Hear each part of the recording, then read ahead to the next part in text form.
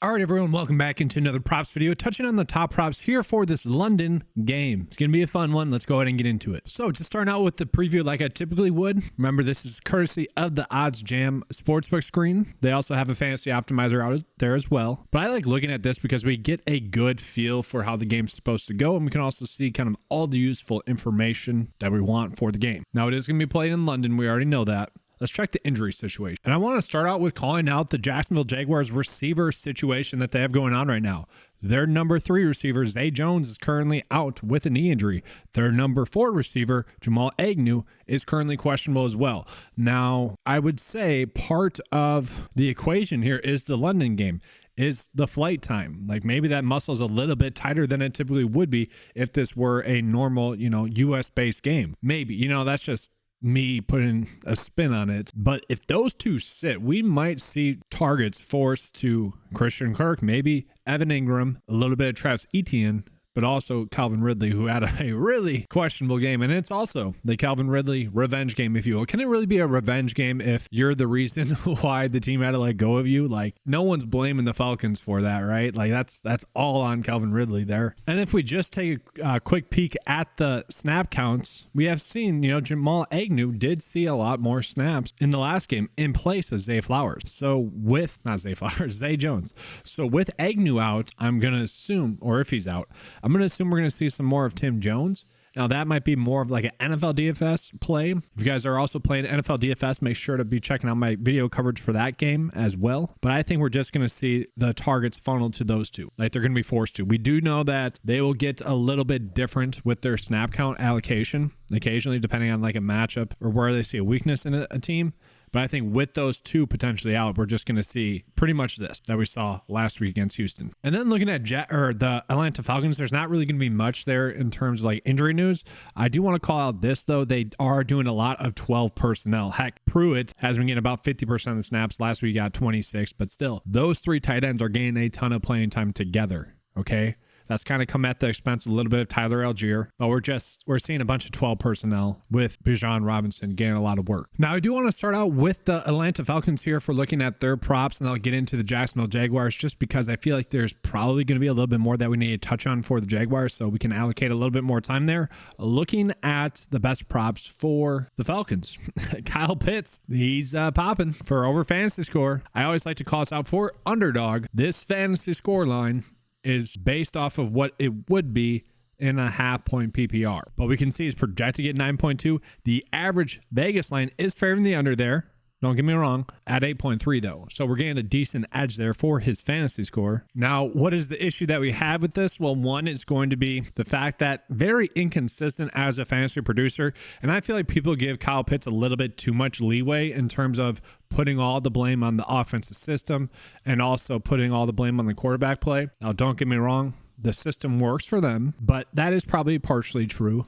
And also the quarterback play is rough. Now, when we get back into the game preview, we are going to see 42.5 over and under. Jaguars are favored to win. I was hoping that'd be by a little bit more than it is. And heck, if this wasn't a London game, you'd probably be giving the favor to the Falcons. Like the Falcons are seemingly the more consistent team I should put out there, and thus the better team. But like when we look at the game plan from last week, it was strange. Like they were choosing to throw the football a lot with Desmond Ridder.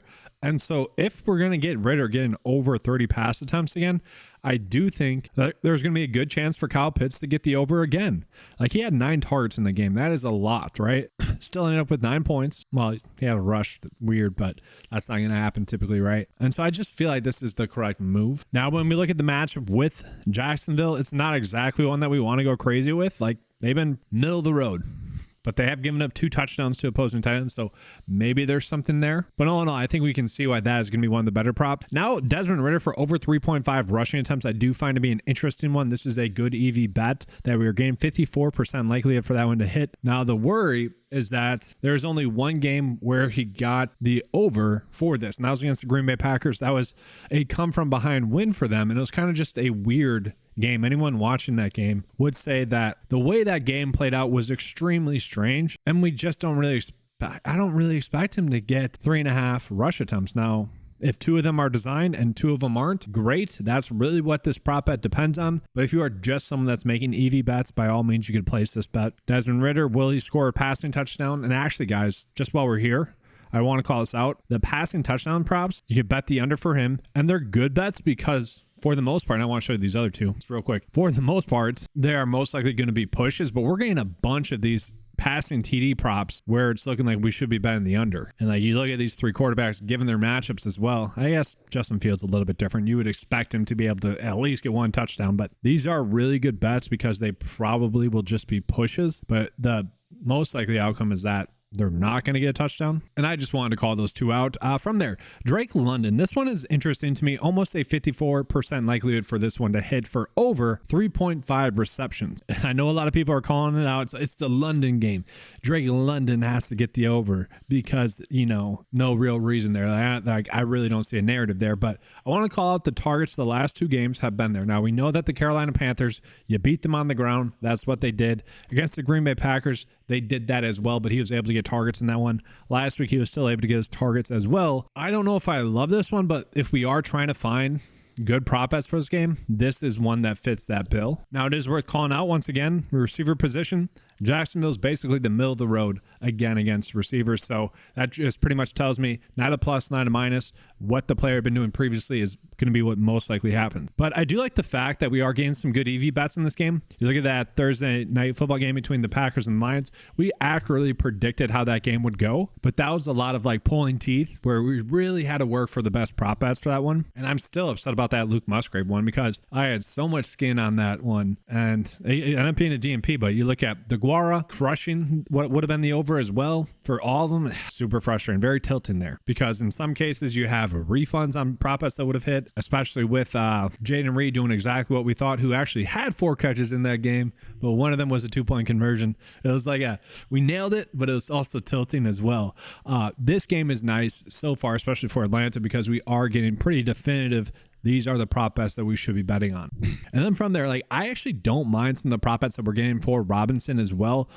This number is pretty high. And I will say right now on Underdog, this is probably my favorite bet is him for over 14 rushing attempts on Underdog. And that's going to be for 2 reasons. The first reason being that there's no way they go into that film from Detroit and say, yeah, we were smart by letting Robinson not rush the football and then also letting Desmond Ridder throw the football a ton. There's just so many 1st and 10s where they chose to throw it when prior to that, like at the start of the game, they were pretty efficient or good enough running the football on 1st down. They must have thought they saw something in the defense where they could hit a better play on 1st down, throwing the football, but it was not there. And so to me, there's no way that they go back to the film and say, yeah, that was correct. No, they're going to try to get Robinson, I think, the ball a little bit more in this game, especially rushing the football. Like he still had 16 opportunities in that game, but I think that's a much better bet there on Underdog for the over rather than the under for PrizePicks. Now, if you guys are hearing me say that and you're like, no, that's not going to happen, by all means, bet the under on PrizePicks, right? That's why I'm giving this information out so you guys can make the best decisions possible each and every slate. I do kind of like the line for Drake London for his fantasy score as well. And let's call it why for both of those guys. So let's start with Kyle Pitts, like why we like the fantasy score as well. So for Kyle Pitts, he's projected to get, 33.5 receiving yards, 3 receptions. The average Vegas line actually has it set at 3.5. And so that's why his fantasy score is set at 7.